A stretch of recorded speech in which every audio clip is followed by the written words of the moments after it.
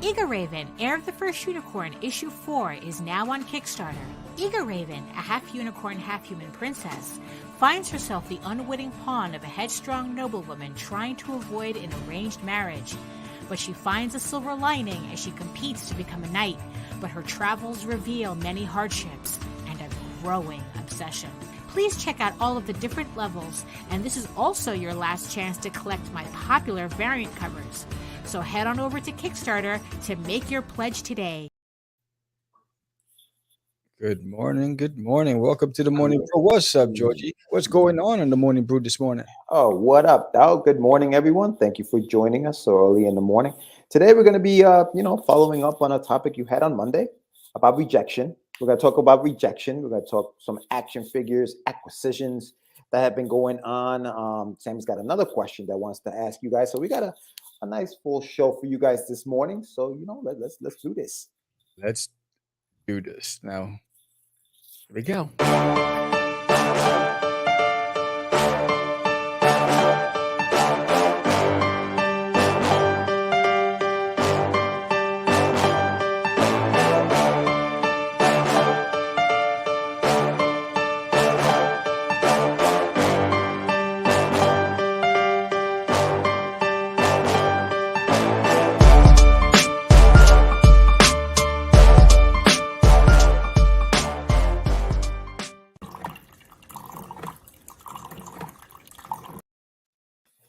Good morning. Good morning. Good morning. Good morning, everyone. Welcome to the Morning Brew with the Crazee Crew. Thank you for joining us this morning. We are very happy to be coming to you live at 9 a.m. in the morning here in New York. Actually, Sammy's in Texas. It's 8 a.m. out there.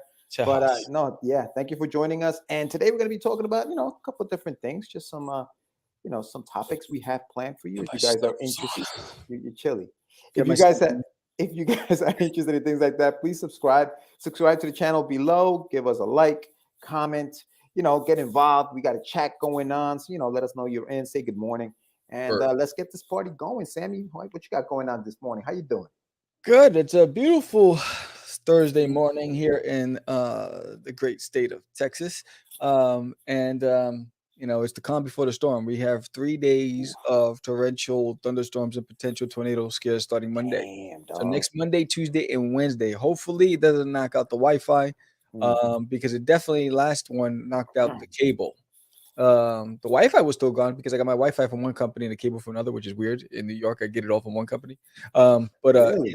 So I got Spectrum for Wi-Fi and Frontier for cable. Which is just weird as heck. So so hopefully it doesn't knock up my Wi-Fi when we're doing shows. Yeah. Oh, snap. I even thought about that. But I do want to give a PA the week of May 22nd through the 28th, the 21st through the 28th. There will be no live shows. I will be away.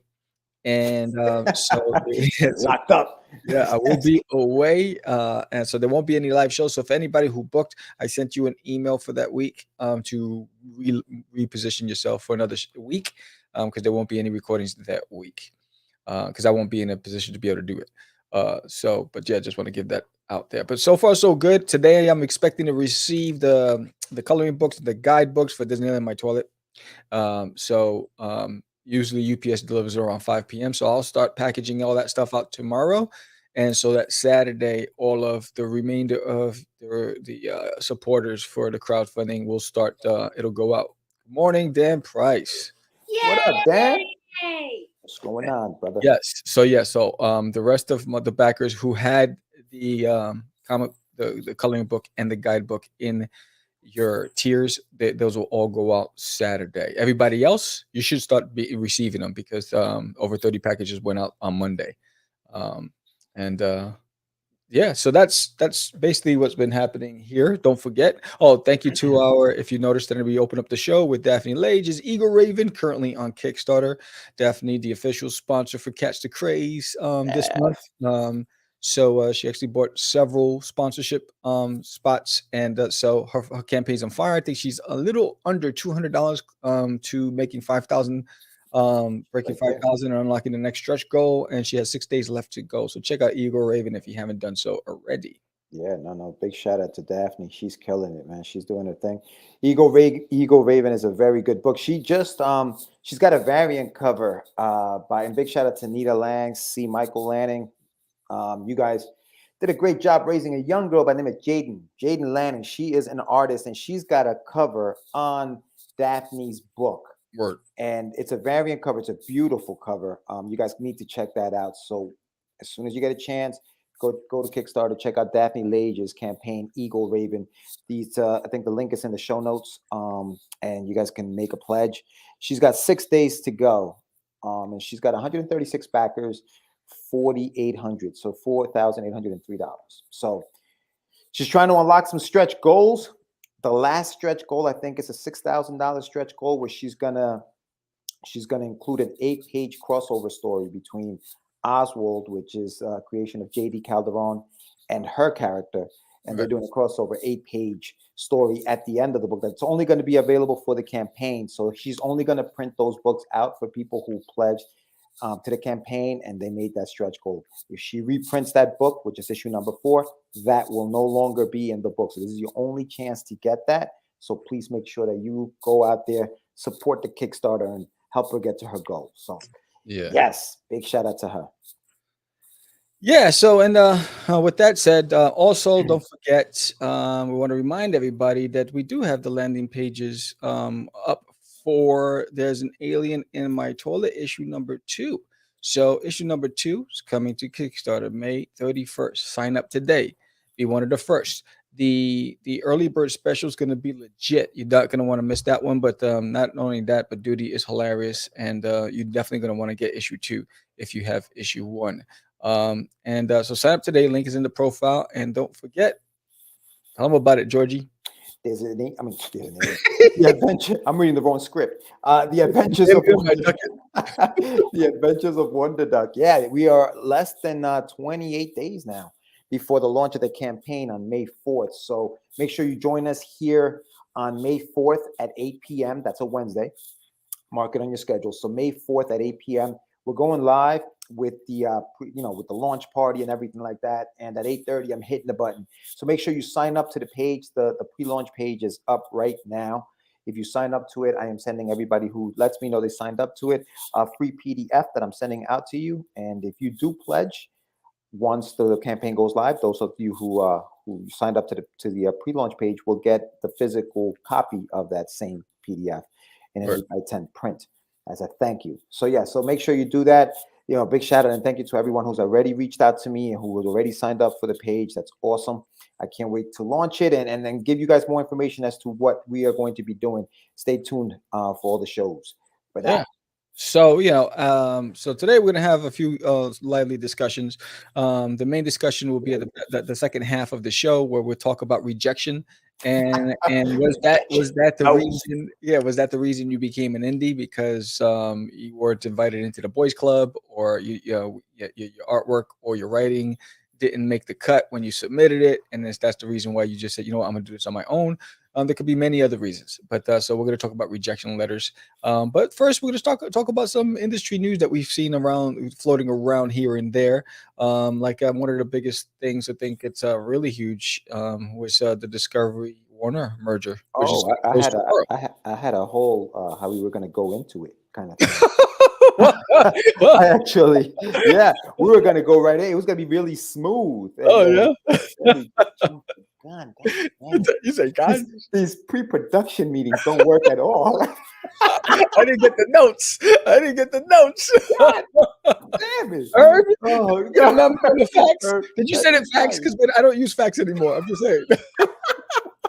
I use a pigeon. I used to send the messenger. Around the neighborhood on the bike. Like, where's house is it? That pigeon must have gotten lost and it's with your house. Damn. Oh, damn. Oh, let me just share my screen with you. First, I kind of want to start with the whole with action figures. I think we have a lot of. With your toys. Yeah, toys, man. Toys. Let's be kids. Let's be kids again. So I was checking out an article on Bleeding Cool. Oh, look at you. Look at that. Gorgeous. So Hasbro jumping on, and they're releasing a new line of Star Wars action figures. They're called the Vintage Collection of Star Wars. Nice. And they have a few characters that they're releasing. This is the Mandalorian Death Watch Airborne Trooper. All Very right, nice. check that out. That's nice. I actually like how much detail they've actually put into the paint and everything. That's cool. Stepping up the game on that. Let me see what else I have. There's others that they've released on that in that same vein. This is ARC Trooper Jesse. Check him out. Got the helmet separate. You can see his face from the Clone Wars there. That's a nice little pose. Yeah, they're actually. It looks good, right? That looks real nice. What else we got? They got this guy right here. This is the Mandalorian Super Commando Captain. Yeah, he's kind of distorted, but what are you gonna do? He's got that god bod, bro. Look at this. I got a warped image on my screen. Oh no! What do you got? Oh Jesus! Yeah, Did I freeze? I don't know. I think it did. Yeah, let me see. Hold on. Let me do it again. Here we go. Ready? Bam. I got it distorted. This is why I wanted to start with the Warner merger. No, listen, it's gonna work. You gotta trust. Yeah, you gotta trust. You gotta trust. You gotta have a little trust. All right, how you doing? You doing good? Yeah. All right, there you go. That's that guy right there. And then there's one more. Oh, hold on. Hang on. Hang tight. This is my favorite right here. This guy right here. You did it again. Oh, come on, Sam. You're killing me. You're killing me, Small. It's just why did you do that? Hold on. This is the one. This is the one, dog. Hang on. We're losing altitude. No, listen. Get it back. Pull back. Bam. There it is. Is that what it is? Yeah, this guy right here. I like that character. Flickering Dan. Now they have plans to release the entire band. That's as dope. time goes on. It's always the supporting characters you want because that's awesome. If you're a true comic Star Wars collector, you want whatever you see on screen, you want it. So don't just put the heroes. Dude, that's so cool, man. Showcasing them toys. What's up? That's right. What up, dog? Nerds in the house. Morning, my man. But yeah, dude. So they're planning to release the other bandmates that they have on the band. And he comes with 4 instruments. I thought this was really cool. But what also caught my eye was, you see the logo here at the bottom, Kenner? Yes. So, and I was like, yo, I thought this was Hasbro. For a second, I was like, what the hell's going on? Little did I know, and you guys probably already know. Kenner was actually owned, or it was bought by Tonka back in the days. Tonka Toys. Remember Tonka? Yeah, Tonka Toys bought that. And then Tonka was bought by Hasbro in the mid 1991. Hasbro went in and said, "Yo, we want Tonka." Took Tonka, and so in taking Tonka, they obviously took Kenner with them. In 2000, they closed all the offices of Kenner in Cincinnati and said, "Okay, I'm the captain now." And they took over Kenner. But what they're doing for this vintage collection series is that they're bringing it back to when Kenner used to produce the cards for the Star Wars toys. So they added the Kenner logo in there to give that vintage, that kind of like nostalgic kind of feel for those who used to buy the toys back in the 70s. Gives people a reason to get this version and the version that comes out under. Yes. Right. Yes. It's a brilliant move by Hasbro, but it's a perfect example of companies buying each other out and just mergers, swallowing each other up, mergers, and all of that other stuff, which leads us to it's storytelling, Sam. It's storytelling. It is story time. Yes, it's story time. Yes. Story time. Wow, we are going in on the songs today. I love it. I think you love it. The Transformers is all about mergers. More than meets the eyes. All about bring the banner to destroy the evil forces of the Decepticons. Great theme song. Yes. So you know, if you don't know, player rules. You saw that by Dan? What happened? Dan said the space clarinet player rules. Yeah, I mean, who wouldn't want to have that in their collection? You know what I'm saying? So true, I want it because I have the vintage Star Wars figures. Yeah. that are still in my storage. But I mean, I would love to have that added to my collection. Right? Yo, it's $14.99. They're coming out spring of 2023. Pre-orders are available now, according to the article that I was reading on Bleeding Cool. But yeah, Right. no, that's so that's for you action figure buffs out there Yeah. who want to add to your collections. Yes. Collect this. So, Why you gotta get so violent in the morning, so bro? violent. Yeah, Damn, you know how dog. we do. Yes. All Puerto right. Rico. Oh. Variety.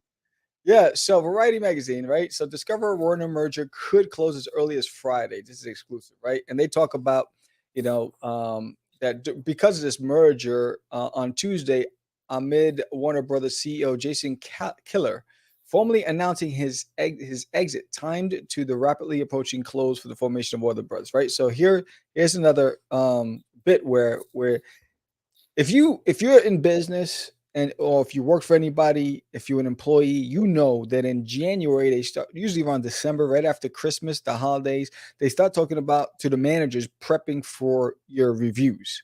Start getting the reviews done, right? Your self appraisals and the appraisals of your team, right? So every level in the organization is preparing for their performance appraisals, their evaluations. How did you do for the year? Did you meet your milestones? Mhm. Will you last past the review process? Will you get promoted? Are you going to get that bonus? Do you need to look for a new job? Right? That happens every time.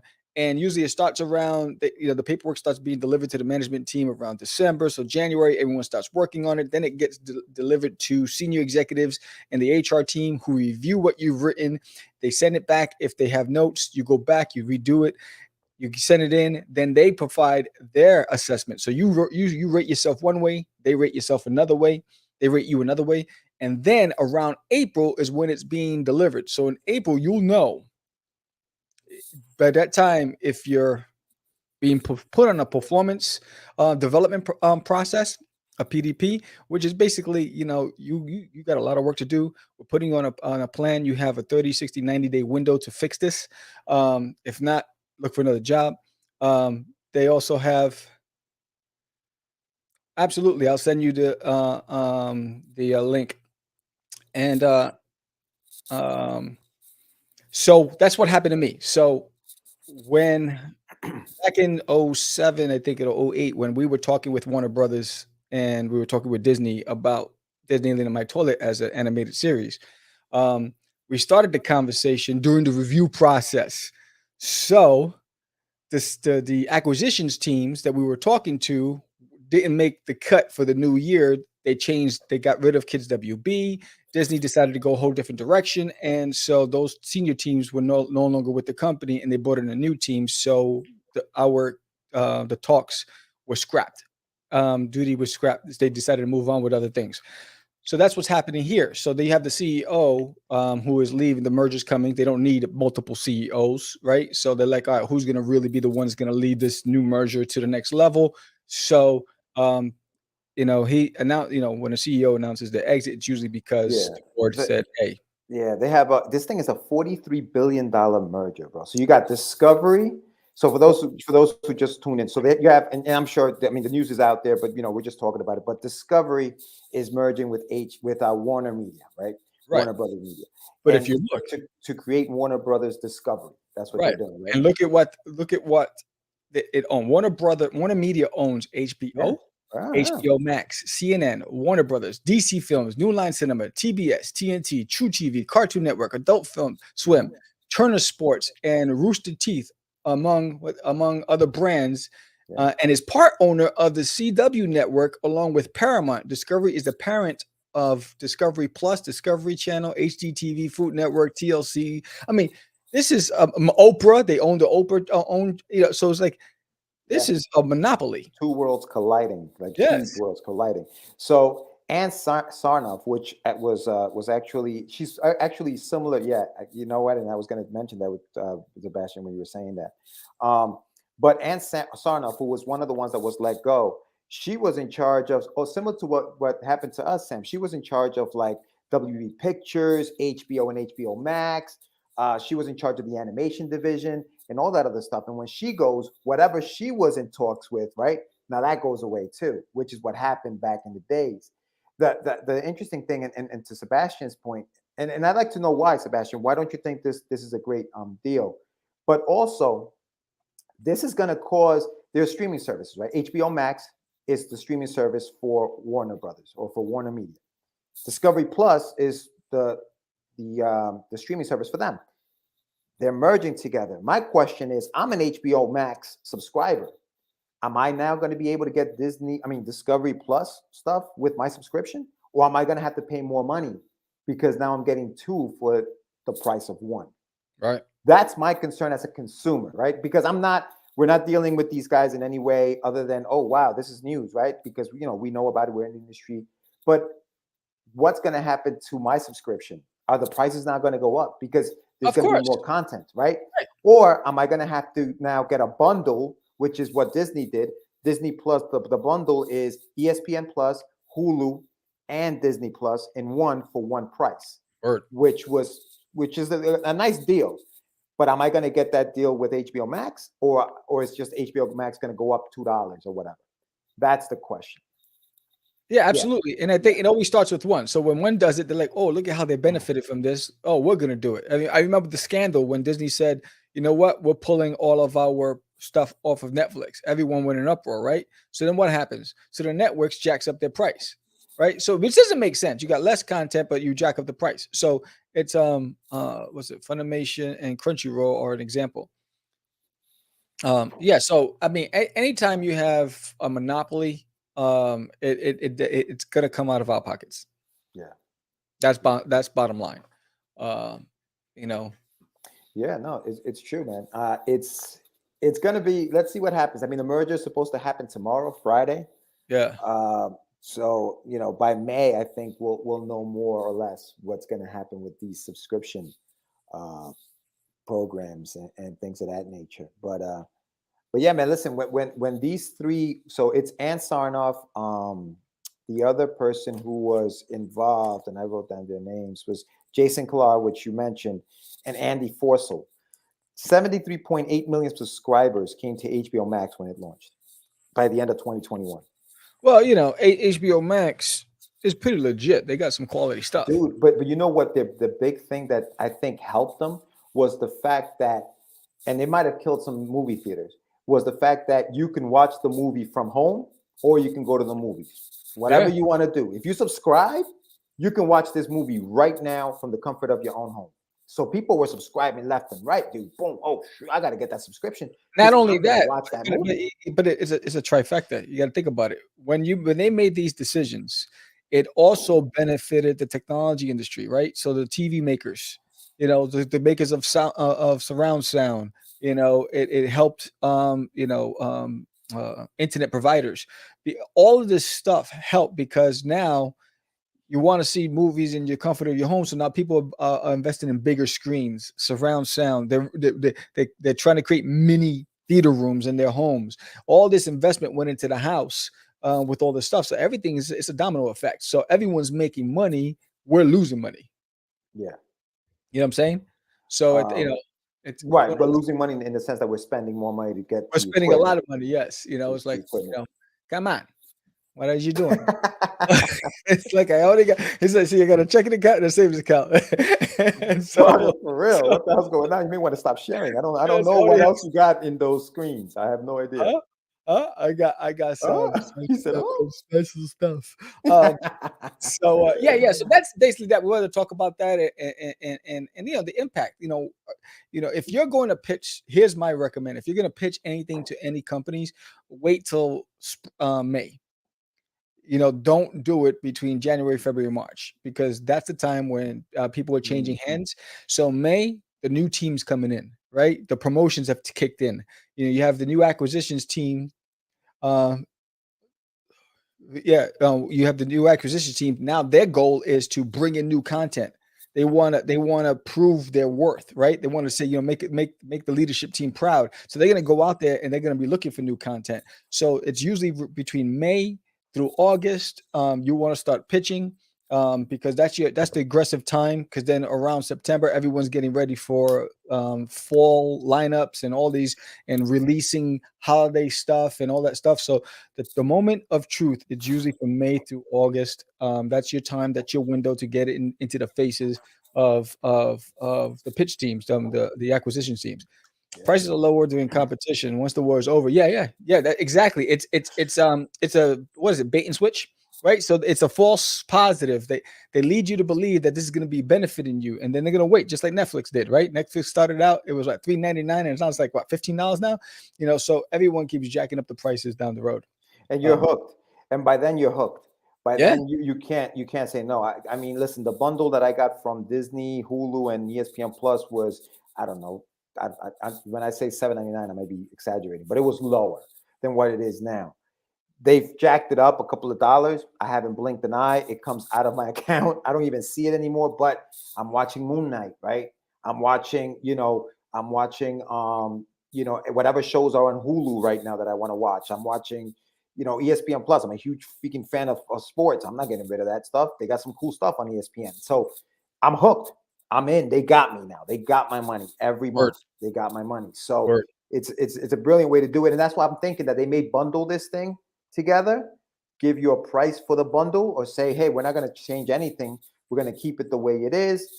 You just get Discovery Plus included in your HBO Max subscription. And then 2 or 3 months from now, watch that price go up, but you're already hooked because they have it. And, TLC's in there. My girlfriend's a big fan of TLC. She watches 90 Day Fiance. I watch it with her. I'm not even going to front. 90 Day Fiance? What the hell's that? Oh, dude, it's the show is bananas.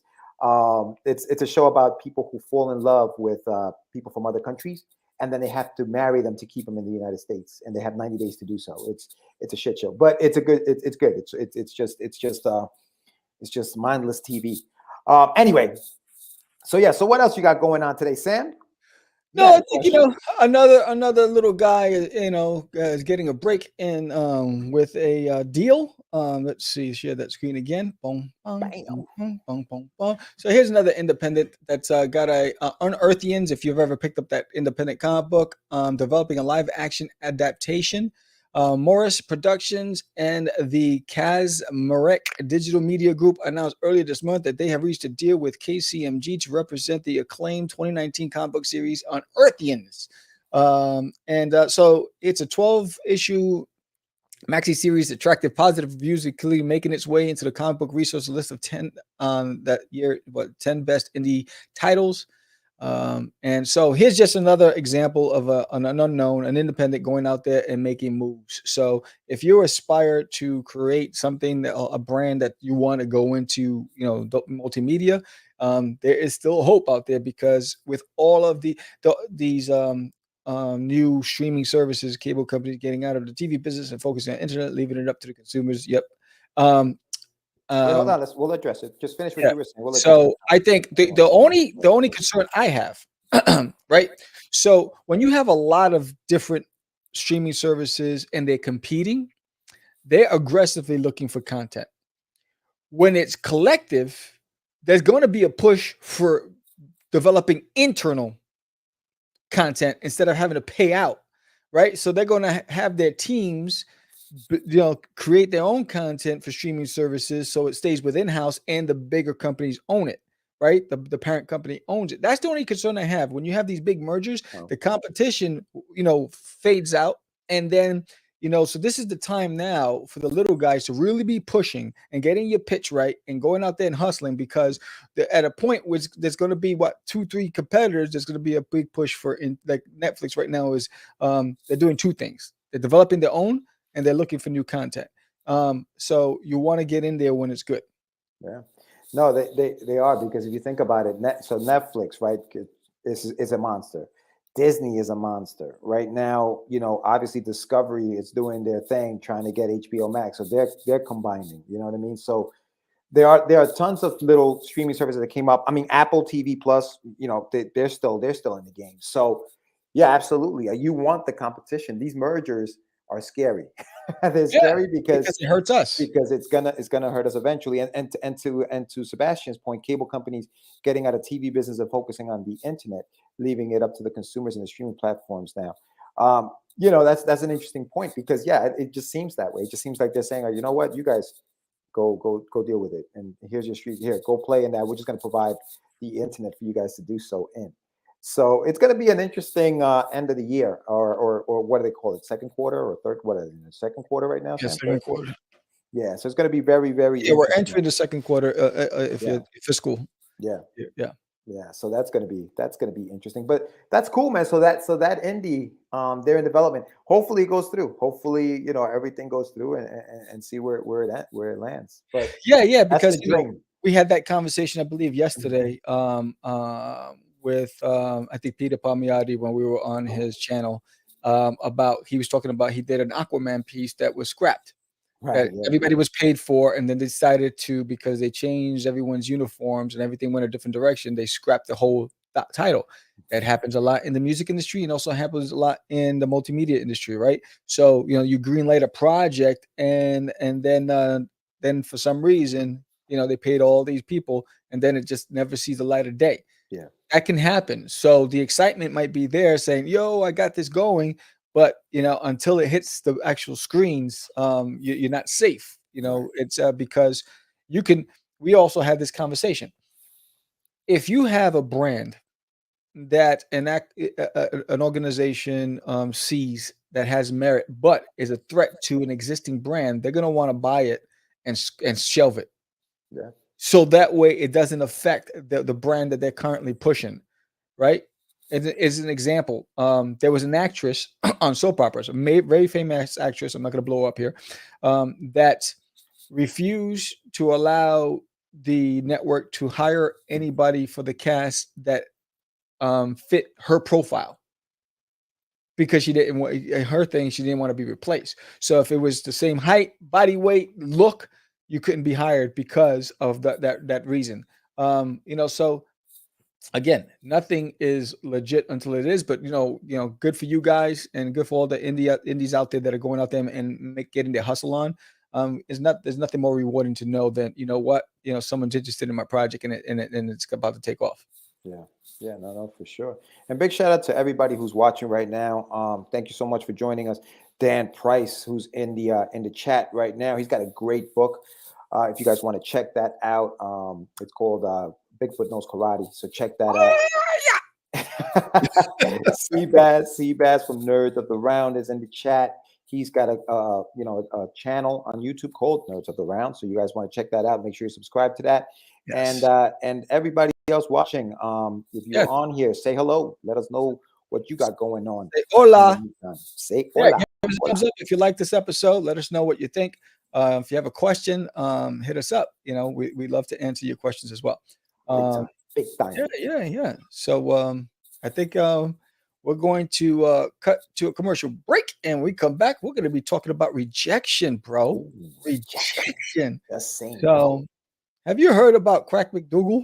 Oh wow.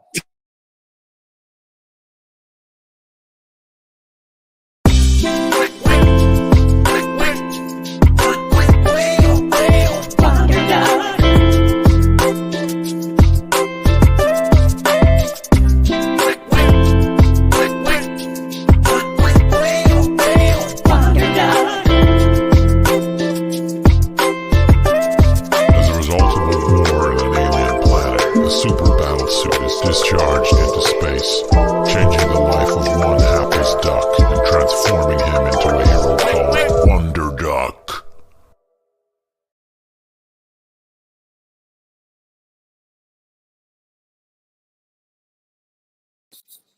Rejected.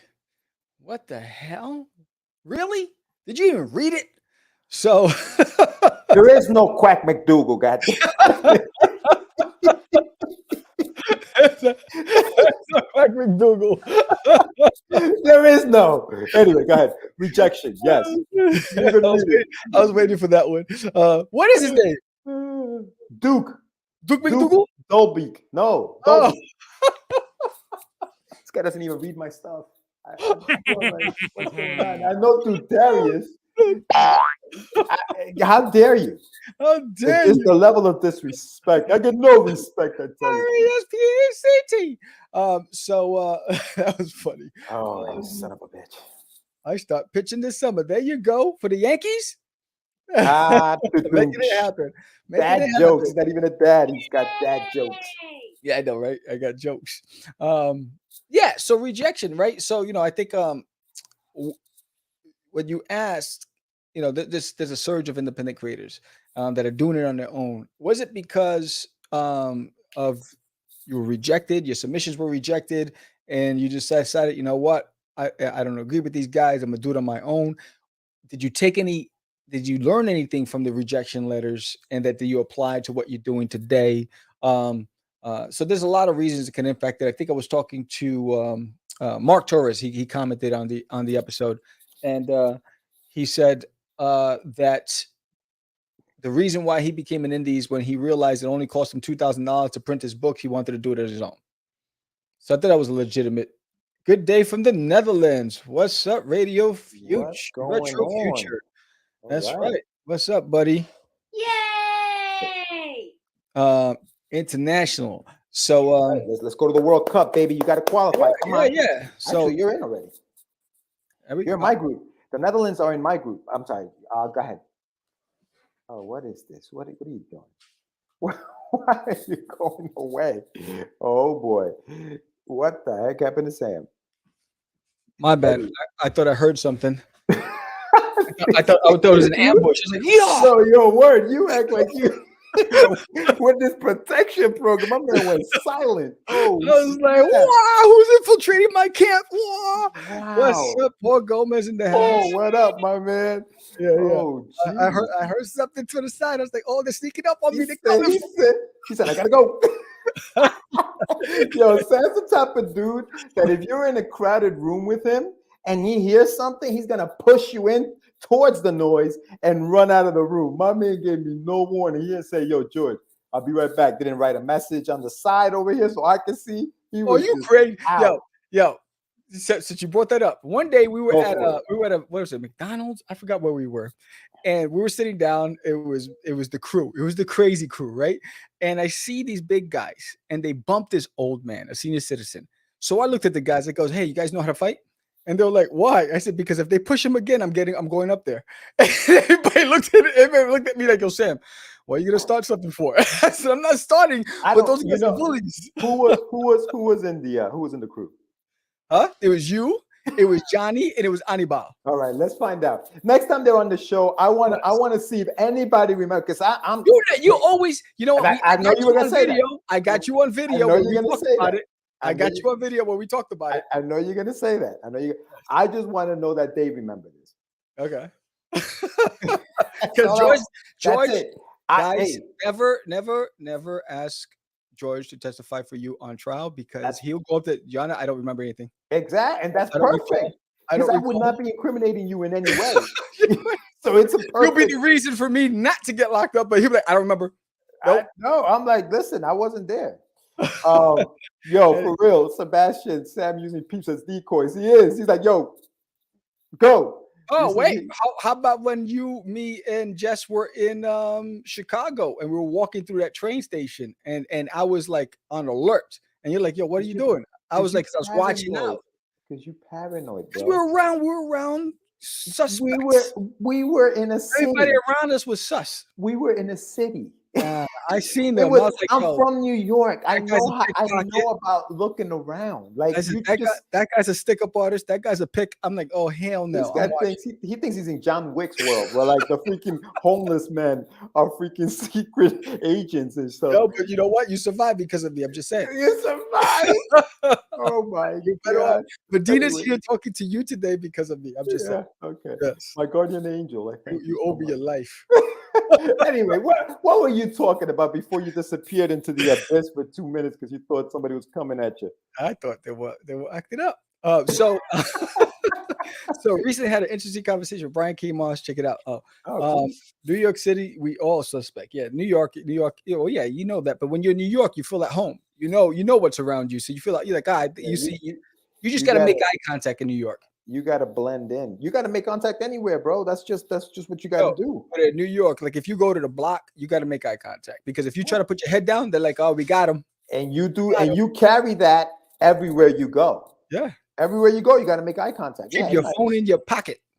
Well, Keep yeah, your head up. And if you got a pair of keys in your pocket, put them in between your you know, you got to do what you got to do. But anyway, carry on. We're very violent at 9:39 in the morning. It's different when you're fighting for that one seat in the subway. Oh, I don't. Yeah, Sebastian's the one to push the old man out of the way. No, you gotta sit down. Now I'm having traumatic, experiences right now because man, I was on a train. On the train you have that one seat to the left of the door by the corner and it's only a two-seater. Two people can sit. Yeah. I sat down, right? There was plenty of other seats, whatever, blah, blah. It starts getting crowded every stop. There's one big dude comes in and sits down and pushes my leg real hard. Boom. Oh, right? Disrespect. Yo. So I was like, I guess he don't know who I is. At least, right? What up? I know he just didn't do that. So I was like, so I did it back, and he tried it again, but this time I used my elbow and my leg. And he got up and he left. I was like, it's not gonna happen today. Not today. Not today. And that's when I was like the gym. I was like, it's not happening today. I got muscles. Oh God. Anelis, good morning. Yeah, we're dealing with a gangster over here. I know, yeah. But anyway, New York. I had some interesting experiences in New York. Last experience I'm gonna share with you guys. Oh God, here we go. Port Authority, the train station's crowded, right? So I'm going to swipe my card. And I swipe the card, and a guy comes through. He's exiting. I'm entering, and he bumps me. So as I swipe, he comes through and bumps me, knowing I'm going through. So I put my leg out. He's in a suit. I put my leg out, and he went doing the Superman fly across the floor. He fell, and I go through, and I turn back, and he looks at me, and I said, "Yeah, that's what you get," and I kept walking. All right, that's enough. That's enough. All right. Don't bump people and don't disrespect. All right. Any other war stories? Extra morning, C-Mess. Never mess with a New Yorker who didn't have their coffee and bacon, egg, and cheese. Yeah, I know, right? The bacon, egg, and cheese. Oh man. Oh, bacon. Dude, my nephews are coming in from California. They've been in California for a few months, or for a few years, 2 or 3 years, and that's the first thing they want to get when they get here. Some bacon, egg, and cheese. That's the first. Bacon, egg, and cheese. Yeah. Say good morning, Mimo. Good morning. All right. So anyway, rejection. Rejection. Yo, I have 68 rejection letters in my file cabinet. You counted them? Yeah. Oh, okay, cool. 68, bro. They're like, you suck, you suck, you suck, you suck. Now, okay, so all those letters, is that the reason why you became an independent artist? The reasons that we're here. I think that's one of the reasons. I think one of the reasons was like, what? I got tired of submissions. It was the thing to do. So one of the things, like when you want to break into, whenever you was young, they said you have to send in your submissions. That was the one. It wasn't until Image, they created that company. I was like, oh, I can create a company. I knew I wanted to be an artist, and I wanted to work, but the father from Too Close for Comfort, he worked for a company. He was a comic strip artist, worked for a paper. I knew I wanted to be an artist. One of the process was submissions. So I remember submitting. I have a good return letter, feedback, and a bad one. The good one was, DC, I think it was a DC editor, sent, hey, blah, blah, blah, you might want to check out these books on anatomy and this, that, whatever. Gave me some things, whatever, do these things. And then he gave me a sample script. How old was you? At that time with the DC one, I think I was in my teens, and it wasn't until I think my last submission was probably right after I graduated. It was around 19 or 20 was my last submission. All right, but the one you're talking about, DC, that was like in teens. I was like 16. I was young, 16, 17. Right. You like a snot-nosed punk little 16-year-old where you were like, yeah, this guy got no idea what he's talking about? No. He sent it to me. Yeah, I was heartbroken. Okay. But then I was like, okay. So I went and bought the books, and he sent me a sample script, and then he says in a year, resubmit using this sample, whatever. Nice. I was like, okay, that was a good one. I remember when I submitted to Top Cow, submitted to Top Cow, and how old were you when you submitted to Top Cow? Were you older? I was like 19, 20. So you were a little older. So you're like, okay, I got this. Yeah, I thought it was better than that. I thought I got better, and yeah, obviously not. So instead of sending me a letter, they sent me photocopies of Michael Turner's work. Damn. 11 by 17 photocopies. And basically the message was, if it doesn't look like this, don't waste our time. I was like, oh, I was like, You damn. sure there was no letter in there that you maybe missed? There was no letter. No letter. I looked for the letter. I looked for the letter. My was man like- said, I was like, there's no notes. I was like, what the he looked hell? inside the envelope. He's like, yo, where's this letter? Nothing. Yo, It I was was just samples of I Michael was Turner. mad. I said, I'm not gonna buy another Top Cow book again. I thought you had become an independent to get noticed. Only one rejection so far. Yeah, no. Yeah. So the submission process, I was like, you know what? Forget the submission process. But I took a lot of the stuff to heart. So if they gave me feedback, I took it to heart and I used it to improve whatever it is. Those things that they identified, which is why I continued with my education with and took perspective courses and life drawing courses, all that stuff. See, now Paul made an interesting point there, because I'm wondering, that was years ago. I mean, we're talking about over 20 years ago, right? That process was there. That's a great method for dating. Send pictures of my ideal partner. Oh, Hey, you might be imagine? You might be catfished. Yo, you're like this. You're like, can I take you out? And the girl just pulls up a picture of the guy that she. Oh, if you don't roll like this, if you don't roll like this, my man, keep it walking. You're Oh, like, excuse me, can I take you out? And she just goes like this. That's foul. That's foul. Oh, that's hysterical. Anyway, Paul said something about he thought that he needed to be an independent to get noticed. And I wonder if the submission process is different now. I wonder if people are submitting the work that they've already worked on, or they publish work so that companies look and say, oh, okay, this guy is good. Or like, how we have a lot of and you were going to talk about Kickstarters too for a little bit, but I wonder if the artists that are doing projects on Kickstarters, who are being hired by writers on Kickstarters, are using that as a way to get noticed. You know what I'm saying? Right. Oh, I know he's doing it to you again. No, my dog is biting me. Stop it. We're doing a show. Oh my God. Oh, sorry. I can't. I don't even know what your dog is doing right now, bro, but it doesn't look right. I was scratching his belly and he was biting my arm. I don't know. I can't tell, because all I can see is from you up here and smiling and you're giggling and you're moving. I don't know what you're doing. Intro to web platforms have changed the game too. Yeah. The intro to web. So exactly. So I wonder if it's not a thing where you're sending out you're saying, hey, Marvel DC, I want to work for you. Here's my sample of work. I wonder if the sample of work now becomes the independent book you worked on. Oh, they're sending finished products on things that they worked on. Correct. Yeah, absolutely. So that they can see. So I think that the question, that's for another. So the question now becomes, as far as rejection goes, it doesn't matter, I guess, now at this point, because if you get rejected, it doesn't matter. I have my own book going on anyway. So who cares? See, for me, I never submitted anything. I always went right into the independent stuff. I never wanted to work for Marvel or DC. Patreon, Kickstarter, Webtoons. Yeah, you just put it up there, and that's my portfolio. Go check that out.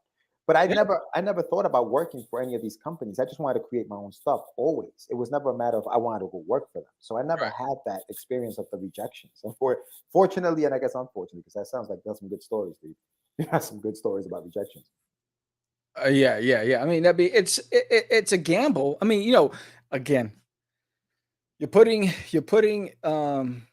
have to check your ego. Right? If you're submitting something, be prepared, because everything's a matter of opinion.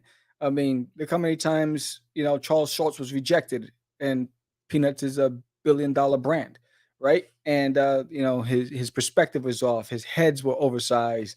It was too amateurish, all this stuff, but it's the biggest thing. So it's a matter of opinion. And so it only takes one person to see something within whatever it is you're submitting. So, what I'd say is, don't let it discourage you. Continue to move forward, because there are some people who just quit after like the 10th rejection. I'm done. I'm not doing this anymore. Right? Or they don't know what they're talking about. And, there's some truth in everything, and you just got to find it. And you got to look at things with a critical eye and say, what is it that about this that I submitted that, if I was the submissions editor, what would I be looking for? What are some of the things? And put yourself in somebody else's shoes, in order to really understand your growth potential, because every door that closes, that's an opportunity to grow. That's why I look at it. Failure, just sparks creativity, and you just have to figure that out and don't get in your own way and cloud up your time with, what is it? Tears. Don't just get caught up in your drama. Just say, you know what? Thank you for the feedback. I will use this, and I will take it into consideration. Writer of One Punch Man. He was the original artist behind the story. Writer of One Punch Man. Yeah, damn, dude, that you brought that back. But yeah, I mean, listen, I think that we live now in an era where you can go out and do your own thing. Paul says the biggest discouragement is the submission process, or different ones for each company. Yeah. There's different ones for each company. Now, are you guys watching? Are you guys still submitting things to the big two? Whether if you're an artist or even if you're a writer, are you submitting things to the big two? Because I think a lot of times for writers, sometimes submitting stories to the big twos is dangerous because they may use it and just not give you any credit for it. Yeah, they say that we've always had that story in the pipeline. Yeah, we had that story in the works already, man. Sorry, we're not going to use it. Because chances are they know that you don't have the money to pay for a lawyer and all that stuff. So go after them. Right. And if you do find some nickels and dimes to get a lawyer, they'll probably shut you down and say, well, here's $10,000, go away. Boom. And then you're like, oh, I got money. Right. Yeah. But then you get $500 because the lawyer took the rest of it. You know what I'm saying? By the time you pay legal fees, taxes, done. It's over. Yeah. So it's one of those things where there's a lot of indie creators that tried to go up against the big two, and they got a settlement of $10,000, $15,000, and they felt happy.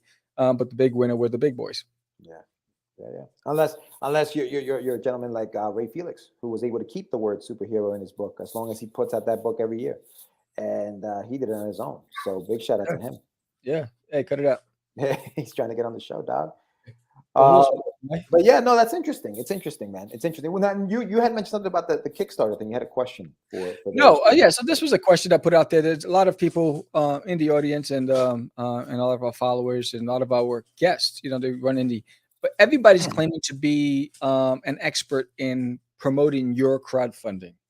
What are some of the things that you have in place to determine who's legit and who isn't? So like when somebody approaches you and says, hey, I can help you with this, what would you do? Oh, okay. You put that one for it. Yeah. Materia never has been the big two, just like to be published by a known publisher, Aftershock, etc. Okay, so you're submitting to them. So he's talking about the submission process to publishers. Right. It's different for each publisher. When you want to publish your own book. Okay, yeah, that's interesting. Yeah, so you're saying basically if you have a Kickstarter you're running and somebody approaches and say, hey, I can make you real money on that. Yes. How do you vet? I can make you rich. Right. Yeah, how do you vet those people? Yeah. How do you vet them? What are some of the things that you do to weed out those who are legit from those who are not? Yeah. And I'm sure you did too, but now that I have the Kickstarter coming up for Wonderduck, I've been getting messages all over the place about, hey, I can make you do this. I can make this for you. I can do this for you. I can do that for you.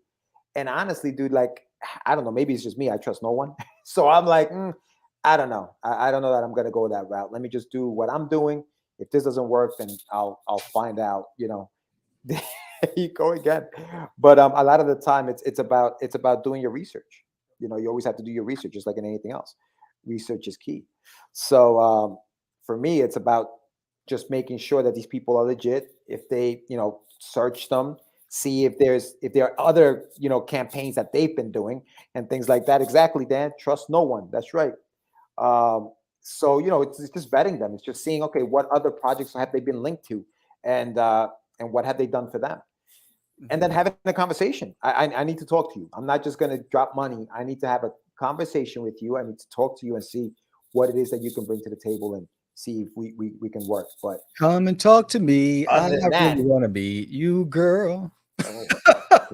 I really want to know your name. Wow, we are reaching the top of the hour, guys.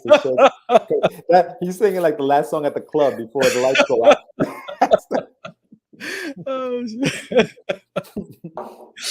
Oh man, I haven't been to a club in years. Anyway, yeah, man. So that, This an book, interesting conversation. Oh, I like this. I know, right? Break Night that. at the Roxbury, baby. It's like, yo, Charlie Horse, no, hamstring cramp, hamstring cramp. Yeah, Oh, snap. that's hilarious. But yeah, it's hard to determine, who's legit, who's not. I think, some of the things I would ask for is references and contact the references.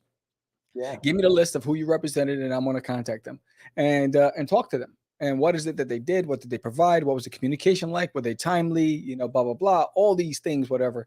You want to get due in advance before you commit to any of them, because everyone will promise you the world, but a lot of them can't deliver. And we know a few that promise the world, but they just can't really deliver when it comes to independence. And I think the real thing for you indie creators is that you just need to hustle. No, but Sam, before you even move forward from that point, you made a good point right there. Is can they deliver for independence? Because they can deliver for the main names, for the big names. Those guys, tons of money for the big names because they already have a built-in fan base. What can they do for the little guy that nobody's ever heard of? That's the numbers I want to see. I want to see what you did for, John Doe over here, who nobody has ever heard of, right? I want to know what you did for them. If you did good numbers for them, let me know what you did for them. Maybe you can help me out.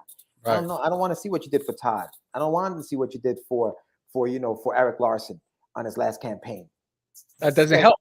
That doesn't tell me anything. Names, dude. They say I'm coming out with something, and boom, they're getting money. It doesn't matter. It. It's name recognition alone. So they just made your life easier. Word. Right? So what happens is a lot of these big companies, they can't really deliver for the unsung hero, right? So that's where you have to really do your due diligence. What I said, my recommendation for the little guy is go out there and hustle. Post every day, connect with independents, join the chat groups, put out your work, put teasers out there, get feedback, build that network. You'll be more successful on your own than having to, shell out even more money that, when money's tight, right? The road to the indie comics are paid with good intentions. I don't think they're out to screw you. Just overpromise them, deliver. Yeah, no, I think that's what it is. But see, that there's two sides to that coin. There are companies out there that know that their track record with the little guy is less than stellar, right? But they're still going to want your money. For me, you need to show me that you've actually are committed. You're part of the team. If I'm paying you, you're part of it, and you're out there doing what you need to do to deliver that the results that you're saying that you can. And anybody that says I can guarantee, that's the first red flag, because nothing's guaranteed. Yeah, no, I mean, Dan made a good point. I mean, there are people out there who want to help you out, but they just don't know how sometimes. But I think, to me, transparency is key. You have to be honest with me. Yeah. You can't just tell me that you're going to be able to do this and like you're saying, over promising and then under delivering. You got to be open. There's got to be a transparent relationship here where I can see what you're doing and I can see what's working, what isn't working. If I don't see, if you're promising me tons of exposure and I don't see my name anywhere, where's the exposure? What's going on? What's the holdup? What's happening? I think there's a lot of non-communication. They know you at my deli. Yeah, right. Word. Like, what do you mean? We're friends on Facebook. Yeah. Like it's bananas. But yeah, no. It's bananas. Bananas. B-A-N-A-N-A-S. No, but listen, today this has been a great show. Anyone that says guarantee, I guarantee they're full of poop. Word. That's right. Facts. That's right. Facts. You can't guarantee Absolutely. anything. Nothing's guaranteed. Nada, my brother. But listen, you guys have been amazing. I mean, the chat's been amazeballs. Off the chain. If you guys haven't, if you're in the chat and you haven't subscribed yet, please hit the subscribe button and join us. We're here every morning, not every morning, easy. Every Thursday morning at 9 a.m. Eastern Standard Time. We're here to, just chat about stuff like this, what's going on in the industry, new things that we've heard that are coming out, topics that, come from the Craze in 10 or less that Sam does on Mondays. And this has been a good one. This has been fun. This has been a fun one. And I just want to remember, just again, shout out this episode sponsored Daphne Lage, Eagle Raven right on Kickstarter. She's got 6 days to go. And so give it a shout. Thank you, my brother. So check out Eagle Raven on Kickstarter. And don't forget that the Adventures of Wonderduck. Sign up for Wonderduck today. March launch is May 4th, the day after George's birthday. So you know you have to give him a birthday gift and pledge. So make sure you do that. And May 31st, right after Wonderduck is over, we launched There's an Alien in My Toilet, issue number 2.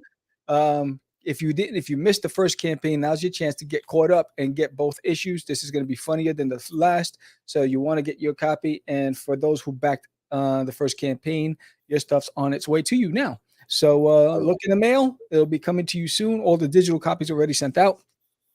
So with that said, I do want to just give a shout out to everybody: Dan Price, Paul Gomez, Aurelis. Let's see, Radio Retro Future from the Netherlands. Yeah, from the Netherlands. Ashton Bonet with Nerds of the Ground. Nerds of the Ground. Yeah, so thank you all for joining us this morning. And everybody who's been watching who did not participate in the chat, we appreciate every single one of you. Give us a thumbs up if you haven't done so, subscribe. And if you're listening to us on any of the audio platforms, give us a rating. Give us a 5-star rating. Let us know. And head over to YouTube and subscribe as well. Yes, indeed. So with that said, I'm your host, CM the Crazy Man Vera. And I'm George the Dreamer Medina. And we are out.